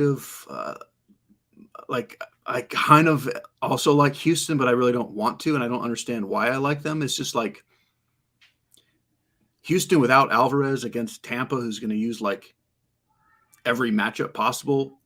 It's ugly, but they're also not using any of their they don't have any of their great pitchers going today either, so I'm okay with it. And then the Dodgers, pretty high on my list. Okay, very good. Let's go position by position. I'll give you an update here in about 10 minutes, Cheese, if that works for you. Great. And let's start at catcher. I'll do catcher, so TJ can have the funner positions. Funner? No, I'll still hit it, but like you got to get the people so people know if the cash stuff. You know what I mean? Like you're the guy that they wanna hear for that stuff. So if you're going cheap at pitcher, you can kind of do whatever you want, and I think that whatever you want is Cal Raleigh, but again, he's in that Phillies game, as is JT Realmuto. So it's a pretty decent place to save because Shea Langoliers at 3,100. Keibert Ruiz 2,700, or Matt Face in your Angel stacks. Those are pretty good cheap catchers, but in so many lineups, I just have money sitting around, so I'm playing Raleigh where I have that money sitting around. All right, TJ. I've said some foolish things today, but the most foolish of all was when Cheese just gave me an opportunity to skip catcher and I didn't take it because it's just horrible today. Like, I wouldn't mind Langoliers, except I'm playing Sandoval. JT Realmuto, if you got some money, fine. I agree. Raleigh is probably the best one in the sort of cash game play. But that weather does make things a little bit dicey. My lineup right now has dice just because it's an Angel stack, but like it is truly a gross position today. Okay, take us to first. First, Shohei Ohtani. I like playing him here just because I really do like the outfield today, and there's multiple different guys that I want to get to, and so I like getting to Ohtani at the first base position. Plus, the pitchers that we want to be going to today, it's not like they're very expensive anyways in most cases, and so you can get him on DraftKings. On Fanduel, where he's not available, like Brandon Drury, if you want to play him at first, I'm fine with that, but he's probably better off at second. Somebody like a Jose Abreu going up against the lefty today, I think it's totally fine. But on FanDuel at 3,500, I just think like Freddie Freeman, you'd find the price to go to him. Facing a righty that doesn't strike out lefties, and 3,500 is just $500, $600, $700 too cheap for Freddie Freeman. And so like I don't mind Alonso for tournaments. I don't mind Olsen for tournaments, and Brandon Drury I really like, but I'd rather play him at second base. And then on Ohtani on DraftKings. All right, Cheese, first base. Yeah, there's not too much you need to do sneaky here. Like, definitely play Freeman on FanDuel in like a cash game type setting. Alonso, far and away my favorite spend up on both sites. I think one of the ways I'm going about being different, because I have a bunch of Angel stacks. I'm not doing like one or two lineups. I'm leaving Ohtani out of some. I'm leaving Trout out of some. And so like an Angel stack with Alonso, or with Freeman or with Goldschmidt is the kind of thing I like. I would rather not go cheap at first, so let's not. Okay, then let's go to second, where I probably think you do want to go cheap. Or just not play anyone. We actually do get Mookie Betts back, and even FanDuel has moved him to second as well now too, and he's only 36 on FanDuel. So between Betts, Nolan Gorman, and the cheaper Brandon Drury, you have three really pretty good second basemen. And I think that Miguel Vargas is the guy that doesn't show up in any Dodger stacks, because everyone's going to be playing Michael Busch, which is fine. Michael Busch is dirt cheap and decent. Just keep in mind, the only reason he's up is because Max Muncy's on the paternity list. It's not like they even wanted Busch to be in the majors. They just needed another bat, and here he is, and he's fine. But I don't love him. Given that, I just think people are going to play him. They see a new name. He's got some power from the minors, and he's cheap. So I think Vargas is the sneaky Dodger. I can throw a bunch of other names, but essentially Betts and Gorman and Drury are who I want to play. Did you know that Betts bowled a 300, like a perfect game? No, multiple. Of course he did. Multiple. He's like apparently a ridiculously good bowler. That's one of the things when you're batting with Mookie Betts and he's up at the plate on MLB The Show. They say not only is he a great baseball player, but he's an excellent bowler with multiple 300 score games in his bowling career. I did not know that. I just saw like a video of him doing it. I was like, wow, that dude is a pretty good athlete. Okay. Random. Do you need to be a good athlete to be a good bowler? You probably do. That's an actual question. I think you probably do. There's some like hand-eye coordination and strength things going on there. Yeah. All right, TJ, what are your thoughts a second? Or on bowling, if you got a take. This is I don't know if it's a take. This is more of just a guess, but I feel like you got to be an athlete in bowling similarly to how you do in like golf. Where it's like there are specific things that you need to be very, very skilled at, but then there's others that you probably don't need so much. Second base today, I'm kind of like with Cheese exactly. Vargas was the sneaky play that I like at this spot. We do have some questions in chat about Atlanta as a sneaky stack today. I like them a lot more as a mini stack than I think I do a full stack today, but I don't mind Albies as a potential one-off at the second base position. And Gorman, I agree, I like quite a bit. Betts is probably my top play if I'm spending up, and Drury is probably my overall favorite at 3.6K on DraftKings and nice and cheap on Fanduel at 2.6 as well. Okay, very good. Bill T, by the way, in the RotoGrinders Discord says he is a very good bowler. Bill bowled on the SASBA tour. I don't know what that means. SASBA tour. Yep. He's got 13,300 games. We got a guy with 13,300 games watching the show right now. That's amazing. That is multiple. That is multiple. Betts may have 2 for all we know. Yeah. All right. Let's Cheese. Oh no, I think TJ, you're up at third. Up at third. Yeah. We are less than 20 likes, only 17 likes away from Spidey Bomb number 2, but we got 550 people watching right now. So let's bump this way up.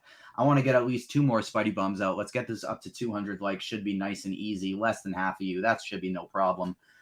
Third base, I feel like, is decently spread out today. I honestly had a lot of trouble with third base, and that was one of the things that led me to getting to a Houston mini stack today. So on FanDuel, it's not difficult. Manny Machado is 2.9K. You just play Manny Machado. He, in any type of optimal lineup, he's phenomenal.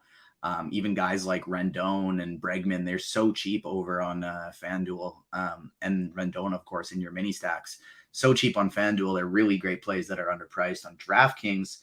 It's not like they're that expensive either. 4.6 for Machado, 4.2 for Rendon, 4.5 for Bregman. But the ownership is pretty spread out there. Nobody's really standing apart from the others. I personally kind of like, from an optimal setting, Rendon, and then I really like Bregman in tournaments today in my mini stacks. Okay, very good. Cheese, you want to go through third, or do you want me to tell you what little I know about the weather? I'll do third, and then we'll do the weather. Yeah, on FanDuel, other than Patrick Wisdom, bizarrely at 4,300, like every single player is basically $3,000, and you can afford any of them. I like Machado the best, probably the chalk, but not by much. Suarez is my other favorite guy, assuming you don't say anything worse about the weather. DK, most of these guys are all around 4,000 or 4,500, except for Arenado and Riley are up pretty high and not really my favorites anyway. So that like Suarez, Wisdom, Machado, Rendon, Bregman group is where I'm going. Okay. Quick weather update in New York. If you've got bats, stick with it. I wouldn't be shocked if there's a delay. You've got one batch of rain moving in maybe 2 hours from now. But I think it's going to be light enough. They probably play through. And Cheese, that guy's just kind of a tournament dart anyways, right? In New York. To me, he's the SP6. Yeah. Like if you want to go there, I'm not going to talk you off it. That's all right. In Philly, I don't know what they're going to do. And quite frankly, I don't know what I would do if I was in charge of making the call. The first batch of rain is just clearing out now. So they've only got 25 minutes or so. There might already be a tarp on the field. The next batch of rain probably moves in about an hour and a half. Are they going to try to start it and then get rained on? An hour and a half from now or from when the game starts? I'd say an hour and a half from now will be my best guess as to when like the next batch of rain moves in. And there's no guarantee that at that point it's going to be hard enough to stop play if they're playing. But if they're not playing at that point, they're sure as hell not going out and starting a game in it. And then it just slowly clears, and that's it. It's not a lot of rain. It's just horribly timed where it just is impactful. I think they should just be patient and play, or get out there now and play. But I don't know. I don't know what they're going to do about it. So the tarp is on at the moment, according to Peter, which means they're definitely late starting, which means they either have to wait for this whole batch to clear, which is probably going to take 2-3 hours, or they call it. But it's not enough rain that should postpone a game. It's just a shit timing of the rain. I still think they're probably just going to be patient and play, but I believe they've got the game tomorrow. They could turn into a doubleheader. So I don't know what they're going to do. So that was super helpful, I'm sure. So helpful. Yeah. Yeah. Sorry. Yeah. They're going to play. Okay. I like that. I mean, that's what I think they're going to do. Yeah. Dog in chat says the Philly weather app says no rain. Christ's sake. So it's not in fact raining right now. And if the weather app shows nothing, he would like to know where in fact you're seeing this weather, Roth. But we have reached 150 likes, and so we do got Spidey Bomb number 2 coming. Give me 50 more. Take that little mouse, slide it over, click the like button. If you're watching on your phone, click hide chat, hit that like button. Spidey Bomb number 2 today is the most under-owned player on the by far best stack on the slate, and it's Hunter Renfroe. In the last 2 seasons, this guy's got a 244 ISO against right-handed pitching. You pull it to this year, and it goes up to a 279 ISO, hitting the ball hard almost 40% of the time. Hunter Renfroe is getting less than 10% ownership right now, and that is foolish. We got cheap pitching that we can pay for. I'm going to be making sure I'm paying up for the guys I want to get to, and so Hunter Renfroe is number 2. Okay, very good. I don't remember where we were, but I think it's Cheese coming to us with a shortstop. Probably a shortstop, yeah. Yep. So the spend up guys are fine, but they're not like ideal matchups. You know, Trey Turner's against Gilbert. On FanDuel, Tatis is in there, but I still like him, but it's kind of like it's bad hitting weather, and he's expensive. Wander Franco's against Hunter Brown. Lindor's fine. Like they're all fine. But I don't just love any of them. The cheap stuff is also fine, but eh. So it's mostly in a stack. I think I like Chris Taylor, kind of the most random mid-range guy. I like the Dodgers in general, and I think he's a guy I'm playing just on his own, just because I don't really want to spend all the way up, but I don't really like the punts enough. So I'm going to call him my favorite shortstop, which is really weird to say on this slate. Okay. TJ, shortstop. I feel very similarly, like where you can play Tatis there on FanDuel. I don't mind the idea of paying up for him there. But when I was looking at this position, I felt similarly to third, especially over on DraftKings, where it's like, I just don't really want to play any of these guys. And that's actually what led me to Jeremy Pena, who is probably my favorite for tournaments at the position. And I just, for similar reasons to why I liked Alex Bregman today. Josh Fleming's expected to be the long man for Tampa Bay. He's a left-handed pitcher, giving up a 200 ISO to right-handed bats, only an 11% strikeout rate. He keeps the ball on the ground. But Bregman's a fly ball hitter. Pena not so much, but at least if he gets on, he's really fast.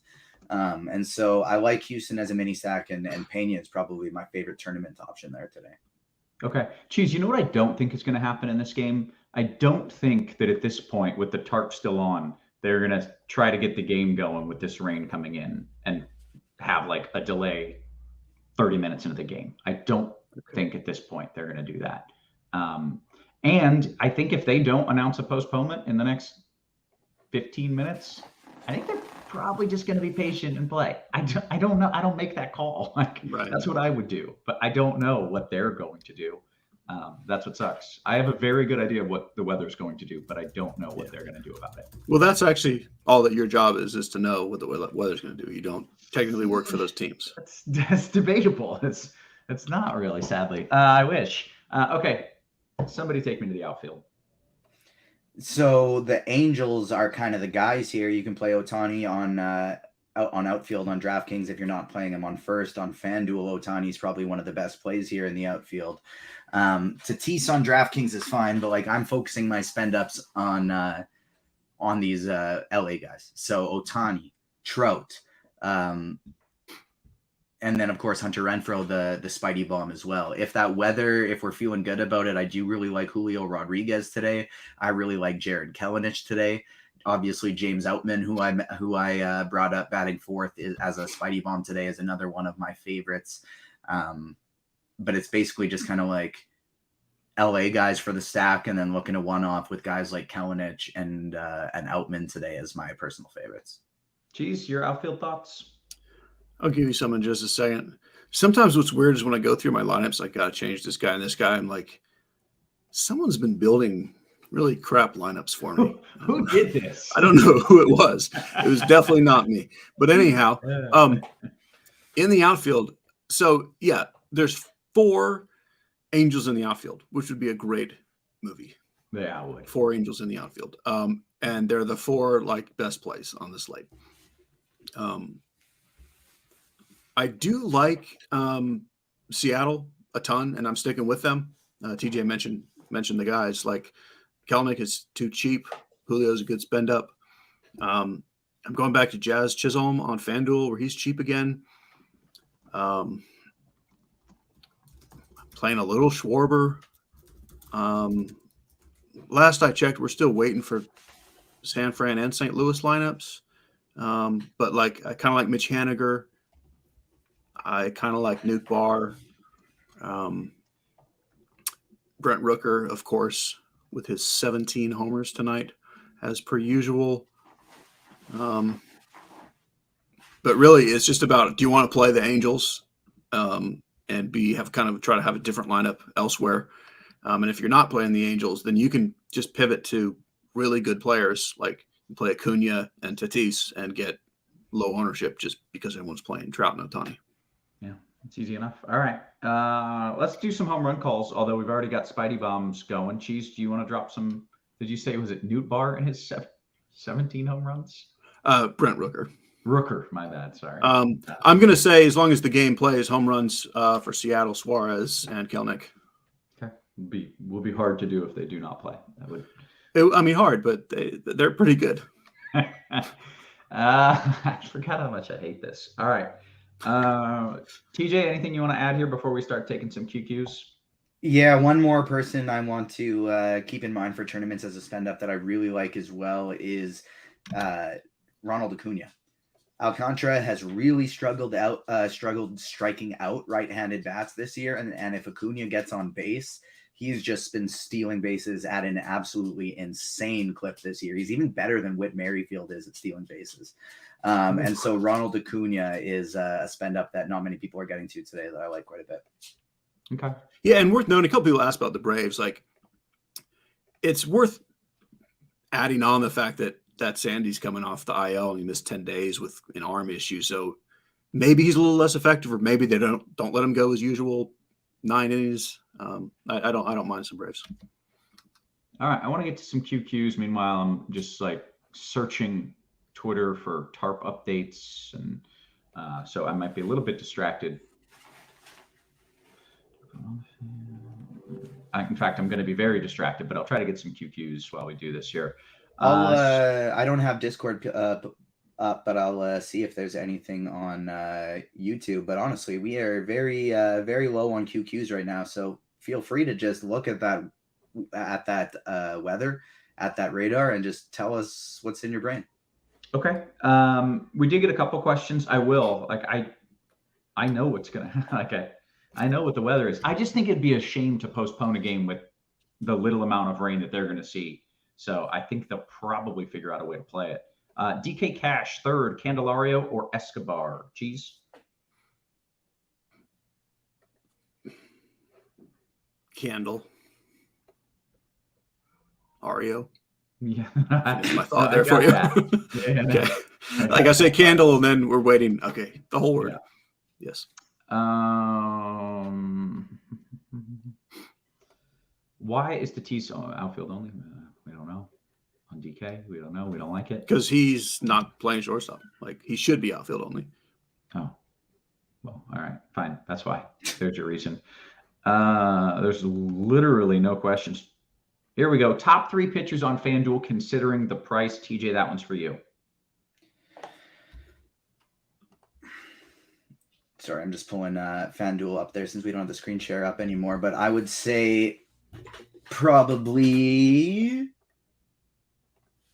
Of course, this takes a little extra time to load. All right, considering price, top 3 pitchers on FanDuel for me would be Steven Matz. We've got an update. All right. Due to weather, tonight's scheduled 6:40 start will now begin at approximately 6:55, which means they are going to try to get out there and play it. It also makes me think they're more likely to just try to play through this batch now. Like, my concern was them not starting.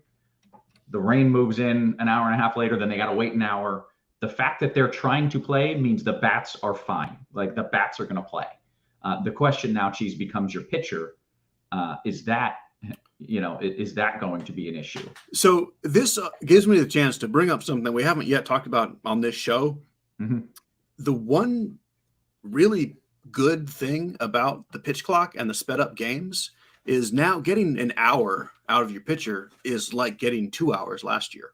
I mean, Right. not quite, but like, I'm much more open to playing a pitcher that may only get 4 or 5 innings. What we think of as 4 or 5 innings, because now that's 6 innings because everything's going Mhm. faster. Still, this particular situation sounds like the rain is early enough. It still could be a 4 innings instead of 6, but that really does matter to me in keeping pitchers in this year. Yeah, I think I've noticed it. There's been a lot of times where I'm like, rain's going to move in at the end of the game. In my head, the end of the game being 3+ hours. But like, no, wait, I got to scoot that up a little bit. Yeah. So stick with bats in Philly. And quite frankly, I think pitchers are likely okay because now that they've said they want to play, they know the rain's coming. You know, they're probably planning on, all right, we'll tough it out if we have to. I think bats are going to be fine because they're going to start. And if they start a game, they're going to finish it, especially with how little rain there is. There's definitely still a chance that the rain causes a delay and pulls the pitcher. Like, that could happen. My guess is they play through it, but I don't know. So that's what I got. Okay, I feel better. You don't, because you still don't know what to do with your pitcher, but I do. Yeah, I'm leaving him. I'm not moving it. Yeah. Whew, okay. My chest is tight. Is that a heart attack? Is that what that is? I'm not sure. It's fine. If I pass out, someone call 911. You look fine from here. Yeah. A little red. A little red. I think it's just the camera. All right, let's get back to some QQs. With that, I'm going to tweet out an update here. MHD says, hey, Roth, how bad is the weather in Chicago for hitting? I'm thinking about a San Diego stack. It's bad, but it's not as bad as it was yesterday. It's not quite as cold, and more importantly, the winds aren't blowing in as much. The winds today are like 0 to 5 miles per hour blowing in, and yesterday they were 10, and that's a difference. So it's bad, but not bad enough where I took the under on the game, whereas yesterday I did. Who was the top 3 pitchers considering price? I'm sorry, I think I cut off TJ in the middle of your answering that. My bad, man. No problem at all. Considering price, it's Matt's number 1 on FanDuel, but he's the one guy who I'd be a little bit worried about when it comes to ownership. Then I would probably go with Logan Gilbert number 2, Bryce Elder number 3. Very good. Rank these dudes: Cheese, Jazz, Outman, Soto, Ward. In any kind of format? Didn't say, I don't think. FanDuel Cash, he did say. Okay. I would go Outman, Ward, Soto, Jazz. Okay, very good.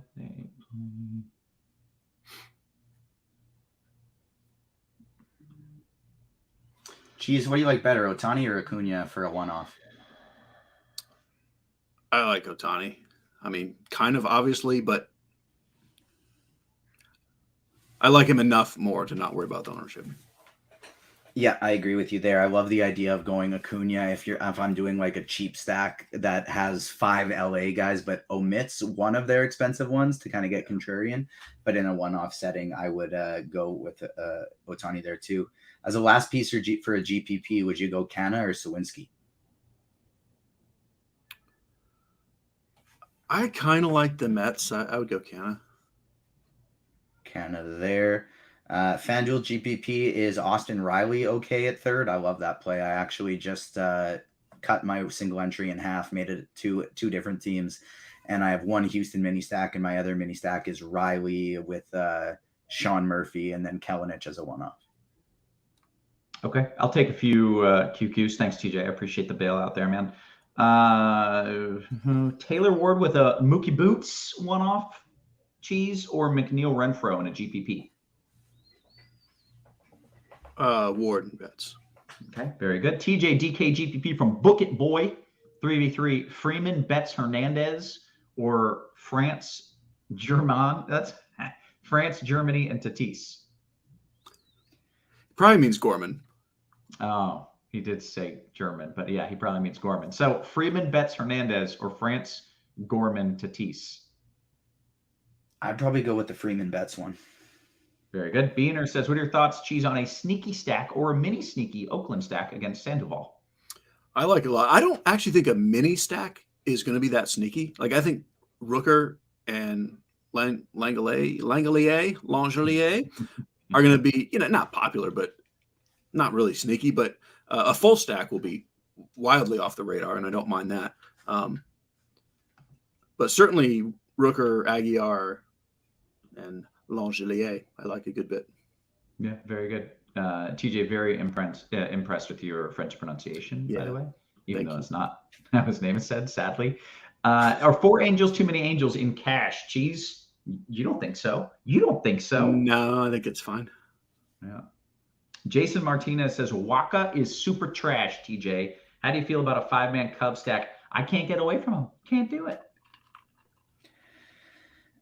If it wasn't so cold in that kind of situation, I would like it better. But I don't hate the idea of a Cubs stack in tournaments today because I agree. I'm not very fond of walkouts. How does super trash compare to a garbage fire?